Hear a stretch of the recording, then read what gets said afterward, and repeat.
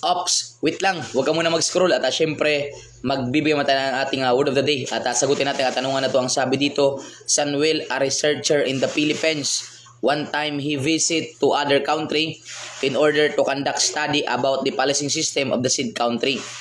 Okay, the question is, what method did Samuel use? So, ang katanungan natin dito is about to sa comparative policing system natin, no? Kapag comparative policing system, ito yung pag-aaral ng pagkakapariha at pagkakaiba ng mga policing system in one country to another. So, ibig sabihin, that is called comparative. Kaya nga, compare. Ibig sabihin, pinag-aralan natin yung pagkakapariha at pagkakaiba ng mga policing system sa iba't ibang bansa. Now, may mga method tayo na ginagamit dyan.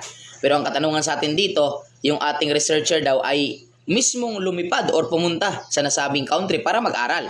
Sabi niya dito, visit. So, ibig sabihin, pag sinabing visit, pumunta ka talaga. Okay, so now, letter A, safari method. Letter B, collaborative. Letter C, normal method. Letter D, lahat ng method. Okay, yung ating Charlie tsaka Delta, ikis na po yan.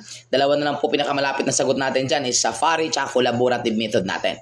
Okay, tandaan natin class, no, yung ating tinatawag na collaborative method at saka safari method, yan yung mga pamamaraan natin sa pag-aaral ng pagkakapariha at pagkakaiba ng mga policing system in other country. But take note, ang collaborative method kasi from the words collaborative ko. Ibig sabihin, hindi siya pumunta, hindi siya bumisita sa other country, kundi nakipag-communicates lang po siya sa mga foreign researcher. That is called collaborative. From the word itself, communicates, collaborative. Pero kapag safari method naman, tandaan natin, dito na yung researcher natin is mismo nagbisita sa ibang bansa, pumunta sa ibang bansa para mag-conduct ng study. From the letter F na lang yung ano natin. Yung gawin nating mnemonic dito is yung letter F sa safari, unit F. Pag sinabing F, fly. Ibig sabihin, fly. Ibig sabihin, bumisita siya, pumunta siya sa ibang bansa.